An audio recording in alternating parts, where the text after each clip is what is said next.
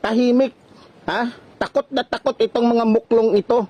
Wala man lang masabi sa pang-aapi na ginagawa nitong mga Chinese na nananakop na sa akin. Bakit?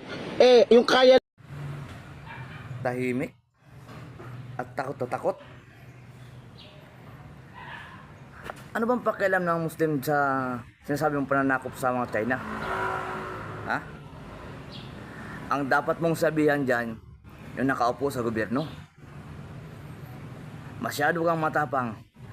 Ang matapang, hindi tumatabon ng pismas. Ito, wala. Gaano ba kalaki ang tapang mo? Kabilihin ko na lang. Masyado kang matapang sa social media. Kung hindi mo binabastos ang Muslim, ginawa mong tanga si Ruben Padilla.